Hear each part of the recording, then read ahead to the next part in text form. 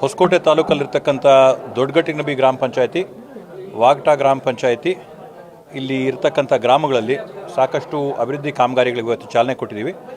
ಪೆತ್ನಹಳ್ಳಿ ಮಾರ್ಗವಾಗಿ ಗಣಗ್ಲೂರಿಂದ ಚಿಕ್ಕಗಟ್ಟಿನಬಿಗೆ ರಸ್ತೆ ಡಾಂಬಾರೀಕರಣಕ್ಕೆ ಸುಮಾರು 1 ಕೋಟಿ ರೂಪಾಯಿನ ಅಭಿವೃದ್ಧಿ ಕಾಮಗಾರಿಗಳು. ಪೆತ್ನಹಳ್ಳಿ ಗ್ರಾಮದಲ್ಲಿ ಸುಮಾರು 10 ಲಕ್ಷ ರೂಪಾಯಿಗಳ ವೆಚ್ಚದಲ್ಲಿ ಸಿಸಿ ರಸ್ತೆ ಚರಂಡಿ ಅಭಿವೃದ್ಧಿ ಕಾಮಗಾರಿ.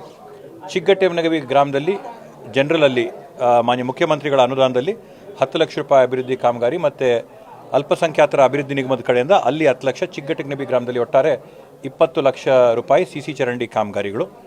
ದೇವಶೆಟ್ಟಹಳ್ಳಿ ಗ್ರಾಮದಿಂದ ಕೋಡಹಳ್ಳಿಯಿಂದ ಮುಂದುವರೆದು ಭಕ್ತರಳ್ಳಿಗೆ ಏನು ಟಾರ್ ರಸ್ತೆ ಇತ್ತು, ಟಾರ್ ರಸ್ತೆಯ ಮರು ಡಾಂಬಾರೀಕರಣಕ್ಕೆ ಸುಮಾರು 50 ಲಕ್ಷ ರೂಪಾಯಿಗಳ ಅಭಿವೃದ್ಧಿ ಕಾಮಗಾರಿ.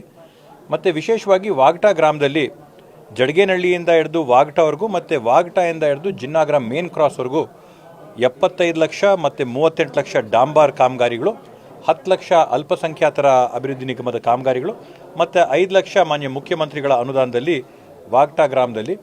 ವಂಚನಹಳ್ಳಿ ಗ್ರಾಮದಲ್ಲಿ ಸುಮಾರು 10 ಲಕ್ಷ ರೂಪಾಯಿಗಳ ಸಿಸಿ ರಸ್ತೆ ಚರಂಡಿ ಕಾಮಗಾರಿ ಮತ್ತು ನಮ್ಮ ಕಣೇಕಲ್ ಗ್ರಾಮದಲ್ಲಿ ಏನು ಡಾಂಬಾರ್ ಸುಮಾರು ದಿನದಿಂದ ಹದಗೆಟ್ಟಿತ್ತು, ಆ ಮರು ಡಾಂಬಾರೀಕರಣ ಮತ್ತು ಟಾರ್ ಇನ್ನೊಂದು ಲೇಯರ್ ಹಾಕೋದಕ್ಕೋಸ್ಕರ 30 ಲಕ್ಷ ರೂಪಾಯಿಗಳ ಅನುದಾನ ಆ ಒಂದು ಗ್ರಾಮದಲ್ಲಿ.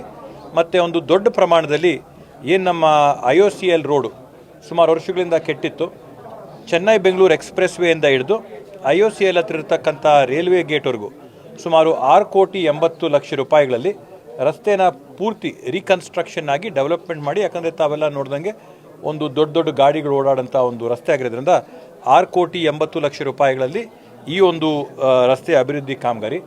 ಒಟ್ಟಾರೆ ಲೆಕ್ಕ ಹಾಕ್ಕೊಂಡ್ರೆ ಇವತ್ತು ನಾವು ಸುಮಾರು ಒಂದು 10,50 ಲಕ್ಷ ರೂಪಾಯಿಗಳ ಕಾಮಗಾರಿಗಳಿಗೆ ಒಟ್ಟಾರೆ ಈ 2 ಗ್ರಾಮ ಪಂಚಾಯತಿಗಳಲ್ಲಿ ಚಾಲನೆ ಕೊಟ್ಟಿದ್ದೀವಿ.